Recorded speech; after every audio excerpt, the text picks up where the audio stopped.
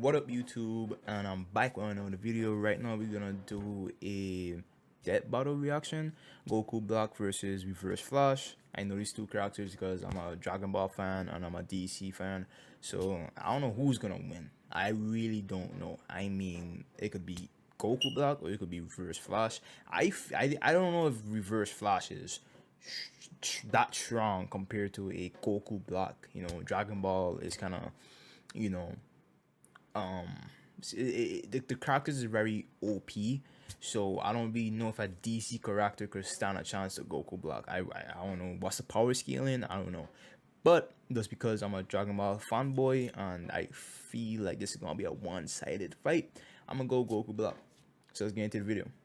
You know, 2021 is Adam and Eve's 50th birthday. And to celebrate, they want to give you a gift. No, 10 gifts. Huh, usually it would be the other way around. If you use our code BATTLE at Adam and Let's get to the video. Sincerest form of flattery. But I'd say this in Goku Black, the body-stealing arbiter of divine justice. and the Reverse Flash, DC's psychopathic speedster fanboy. They say imitation is the sincerest form of flattery. But I'd say the sincerest form of flattery is not trying to kill your superhero husbando. He's Wiz and I'm Boomstick. And it's our job to analyze their weapons, armor, and skills to find out who would win a death battle. What consumes the thoughts of a god? What do immortals dream of with all the time in the world? In Zamasu's case, his one goal was divine justice. Yeah, this guy's got major Final Fantasy big bad energy all over him. As the assistant to Universe 10's Supreme Kai, Zamasu prized, above all else, cosmic order and natural beauty. Oh, that reminds me. Did you know I can burp and fart at the same time? Here, let me try. Unsurprisingly, Zamasu despised Why? the inherently chaotic nature of mortals, being seemingly unwilling to lift themselves out of their own cycle of violence and stupidity, like some people I know. Yeah, I know those people too. His heart was clouded. Until the day he met Son Goku. With God Ki, Goku could match blows with the god of destruction, Beerus. Their clash nearly destroyed the entirety of Universe 7, a cosmological structure at least 9 times larger than our own universe. At most, it could even be as large as 13 times greater than ours. Side note, it's worth mentioning that when 2 gods of destruction fought, they were capable of casually destroying 2 of these universes. And since the shockwaves from their punches traveled across Universe 7 in seconds, they'd have to be hitting way faster than light. Goku was tapping into his Super Saiyan God form for this, though clearly not at its full strength. While the exact multiplier for Super Saiyan Blue is unknown, Toriyama himself has directly compared it to the original Super Saiyan form. And don't forget, Goku trained with Whis and fought in the tournament with Universe 6 before Zamasu caught up with him. So by that time, he was way stronger. Here was a mortal with the powers of gods beyond even Zamasu's abilities. Someone Yep, and that is Goku. who could bring his dreams to fruition. So Sammy did what anyone would do in that situation. Kill his master to become the Supreme Kai, wish on the Super Dragon Balls to switch bodies with Goku, and kill every single mortal in the universe. Yeah, and that was crazy. Like, he's a psychopath, you know. And hey, And thus the deity Zamasu became Goku Black. Please, Goku Black? You couldn't be more creative? Now, you might be wondering, why didn't he just wish all the mortals dead? But that wouldn't be as fun, would it? Black's got all of Goku's strength and powers, but wielded by a genocidal maniac instead of that lovable goober of a monkey man. And in keeping with Goku's Saiyan heritage and godly ki, Black can easily achieve the form of Super Saiyan God Super Saiyan. But with a champagneful twist. Super Saiyan Rose. Rosé? Really? What is he, a suburban wine mom? Watch out before he unlocks Super Saiyan Live, Laugh, Love! He stole Goku's Bruh. techniques too, like the instant transmission, where he focuses on a person's key signature to teleport to their location. He's even got the Black Kamehameha, which is a Kamehameha, but pink. And Pink. with the Saiyan Yep. body, he gets stronger and stronger every time he almost dies. He just becomes harder and harder to kill. Which really sucks for the rest of the universe, because Black is kinda like if Goku just snapped one day and used his powers to their full murderous potential. 100%. Like the God Split Cut, where he surrounds his hands with a keyblade to slice you to ribbons. He used this very technique to Kill Goku's family. He can even extend this ki blade into a huge curved one called the Azure Dragon Sword, which, along with his Kamehameha, confirms my suspicions that Goku is colorblind. Actually, Black's Azure Dragon Sword is named after a legendary weapon wielded by one of Earth's greatest warriors, the Desert Bandit Yamcha. Wait, what? And he can make a scythe and slice open space-time itself to create a bunch of shadow clones. Black, not Crater Boy over here. But his most dastardly weapon isn't a key technique at all. It's the time ring he got from his dead master. This ring allowed Black to travel through time and even escape into future Trunks' alternate timeline, where he had free reign over the entire universe. And let him team up with his best bud, himself. Too bad Goku and company showed up to spoil the fun. But wait, isn't Zamasu in Goku's body? How are there two Gokus? There's only one Goku in the multiverse, right? But Goku met Black before he met Zamasu, which means Black existed before Zamasu came up with the idea. And then they killed Zamasu before he could do it anyway, but Goku Black was still around? What the hell is going on? Sure, it's a classic grandfather's paradox. The thing is, Black's time ring prevents him from being affected by alterations to his own personal timeline. So, killing him in the past doesn't change his future, and I didn't know that. I thought, wow, okay. vice versa. He's almost impossible to kill because even if you do it at one point in time, he still exists at another point in time. And another, and another, and another, and another. Oh god, I hate time travel. Black has crushed Saiyans like Goku, Vegeta, and Trunks. Hell, even Vegito couldn't beat him. He even merged with the universe to become one with everything. Like I said, major Final Fantasy villain vibes here. It took Zeno, the Omni King, the most powerful being in all of creation, to step in and erase that entire timeline just to stop Black's rampage. Yep. How ironic. Zamasu's higher calling was the eradication of all mortal life in the universe, and he stole the strongest mortal's body to do it. But in the end, he was always doomed to fail. His quest for power meant nothing against a being that would always be stronger no matter what he did or who he was. And the universe ended up being destroyed anyway. It's like one big cosmic joke with no one left to laugh. You've been running around making messes for too long, and now I'm going to choke the life from you. I can't wait to watch you die. That's funny. Barry Allen, the Flash, Ah! is one of the greatest heroes in history, an inspiration to many across time and space. And there's no better example than his #1 fan from the 25th century, Eobard Thawne. Alright, Wiz, we've tackled a lot of stupid names for things in our years here at Death Battle, but I'm confident that Eobard is the dumbest f***ing first name I've ever heard in my life. Eobard was completely obsessed with the Flash. Oh, man. And dedicated his whole That's a funny name. life to studying the Speed Force like a total nerd. Good luck to him, because there's no way he's figuring that shit out. But Thawne's life irrevocably changed the day he discovered a time capsule from the 21st century. By some strange coincidence, it just so happened to contain Barry's costume. By experimenting on it, Thawne managed to replicate the Flash's powers, turning himself into a mirror of his idol. And you can bet he totally crapped himself when Barry Senpai showed up in the future and took him under his wing. It was a dream come true. Until Barry realized that Thawne had fabricated crimes in order to show up and save the day. Disgraced, Thawne promised to better himself before traveling to the past to prove his worth to his hero, to prove that their bond was special. That's when Thawne found out that Barry already had a best friend, and a family, and a life. Without him, he didn't matter. He wasn't special. He was just a nobody Barry tossed out in the trash and forgot about. Like my Tinder dates do to me. If only. When Thawne visited the Flash Bruh. Museum in Barry's time, he discovered the secret identity to Flash's greatest enemy that in his future had been lost to time. The one Barry was fated to kill in battle. Eobard Thawne. Wait a minute. Oh, ain't that a bitch? The shock drove Thawne mad. If he couldn't be Flash's best friend, he'd be his greatest enemy. And I guess also ensure his own future death. He would travel from the future to terrorize the Flash family in the past. Revenge in reverse. He'd become the Reverse Flash. Reverse Flash?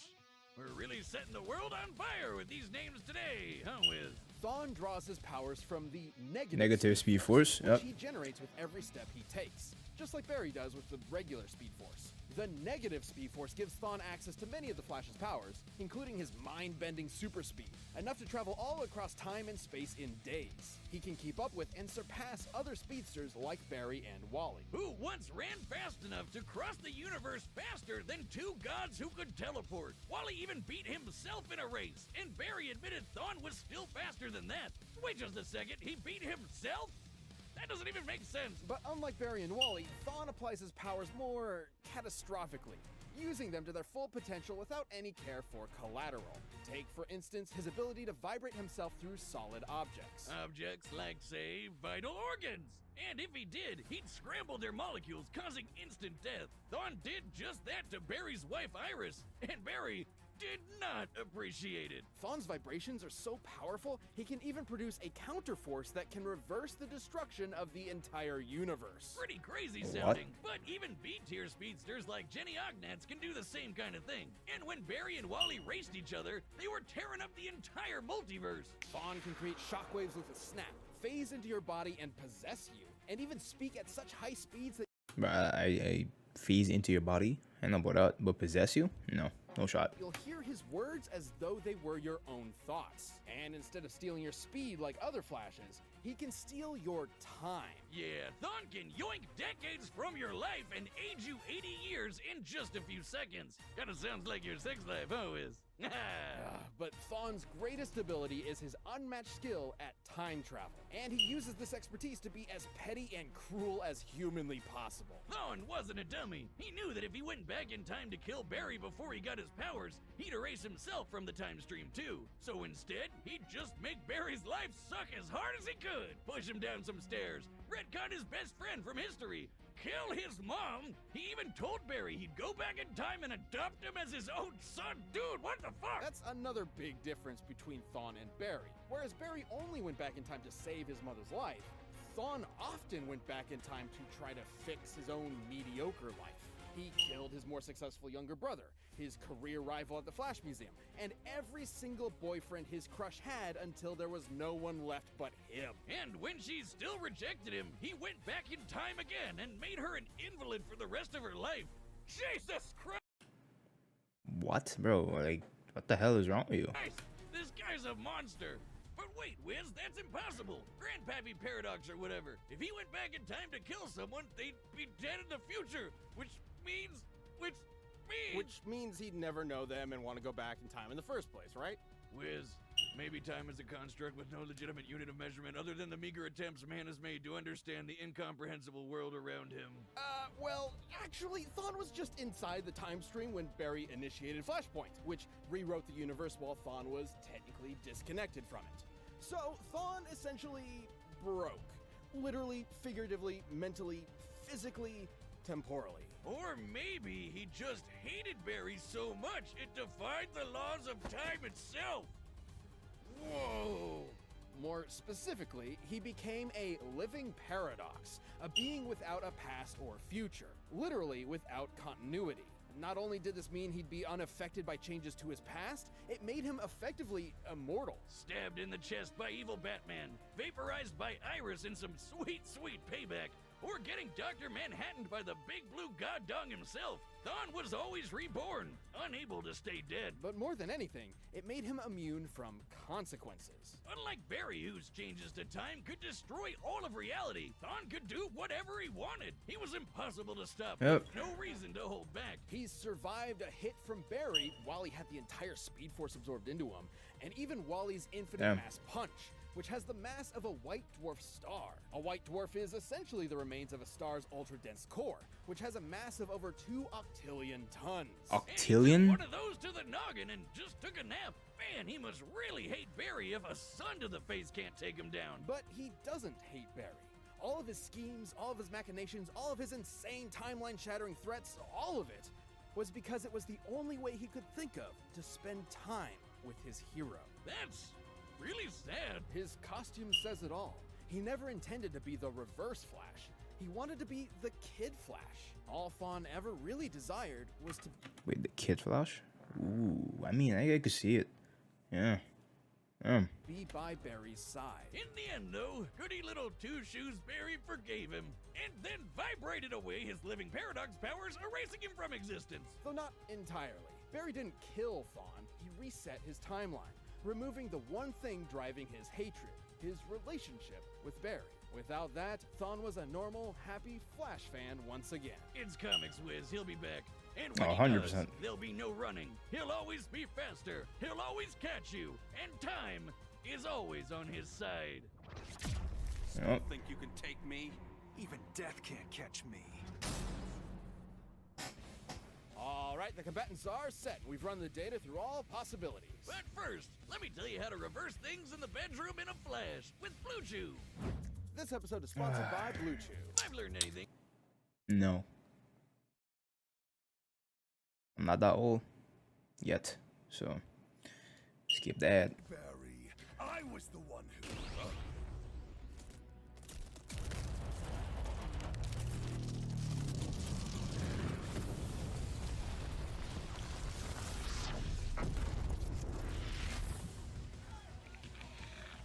Mortals, sinners, prepare for divine justice!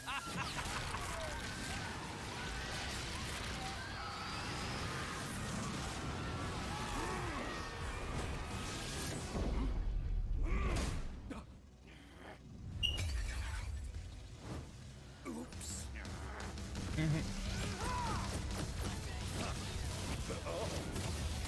Excuse me, sir. I'm in need of your services. No, he didn't. No, he didn't. What?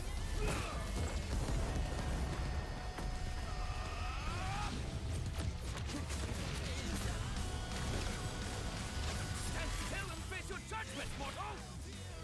Okay.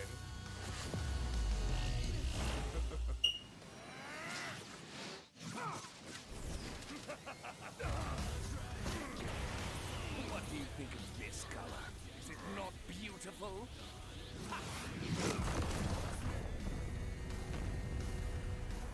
To the moon. Back to Earth.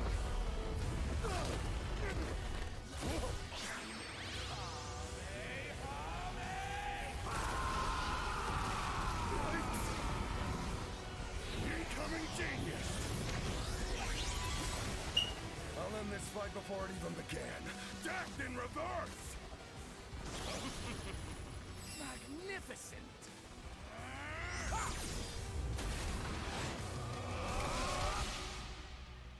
Damn. Mortals, sinners, prepare for divine...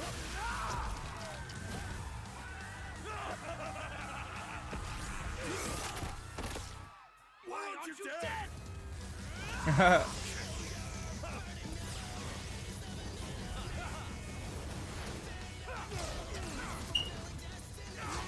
You can't kill him. He's a living paradox.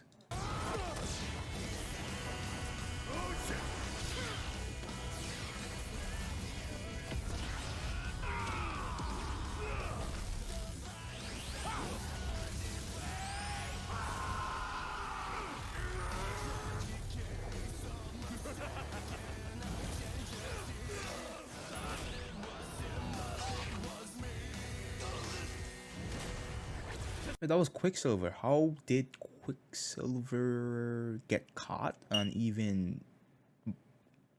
Okay. And atop all things What? that look down I'm upon confused. creation itself, that is the work of a god! Empty threats to a living paradox!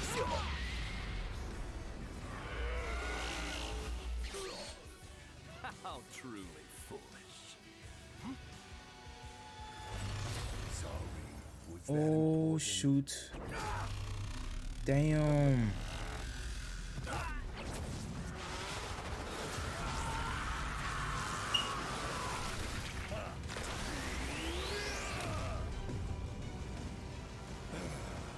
How fun. Reverse Flash wins.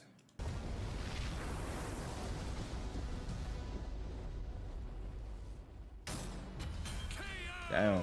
you know, we've That's sent enough crazy. people to that sun. We really should have a timeshare. This was a fairly tricky matchup to figure out, least of all for their incredible levels of power. Black could destroy a universe like ours at least 660 times over. I mean, a punch at least as big as a star is really badass, but that's in another league. However, there was a lot more to cover than just how many stars or universes they could blow up. At their peak, both Goku Black and Reverse Flash were so impressive they were removed from time itself, becoming living paradoxes, making any attempt to kill either of them meaningless. Stupid time travel. It's difficult to determine who would figure out a counter to this temporal invincibility first, but it would most likely rely on a combination of speed and smarts. As far as speed goes, it's no surprise Thawne definitely had the edge. Yeah, Black's attacks could reach speeds quintillions of times faster than light, but Thawne is a Flash. Even early in his career as a member of the Flash family, Wally West could reach speeds that were impossible to comprehend and calculate.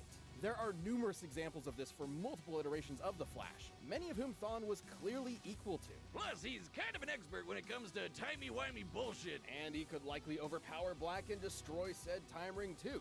After all, Thawne once generated enough energy to counter the destruction of the entire DC universe, which is stated in comics to be at least 100 trillion light years in diameter. That's over 1 billion times larger than our own universe.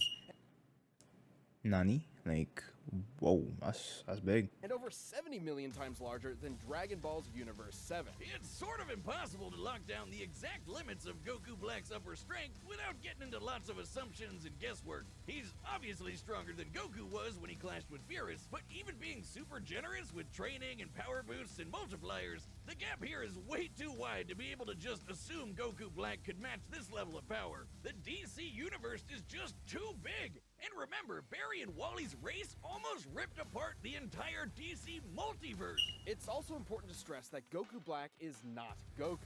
Goku's drive and willpower can push through even the most absurd limits to potentially match higher levels of power.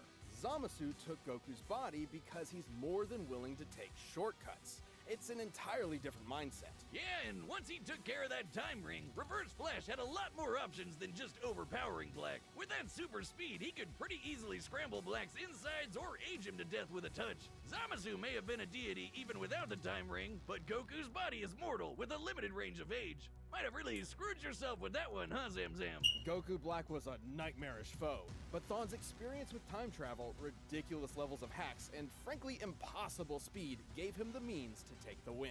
This fight was definitely not sunderwhelming. The winner is the Reverse Flash. Alright, I so hope you guys enjoyed that episode of Death Battle. If you're looking for something else to watch, Season 2 of Last Laugh is available right now on Rooster Teeth. It's a show all about contestants trying to make each other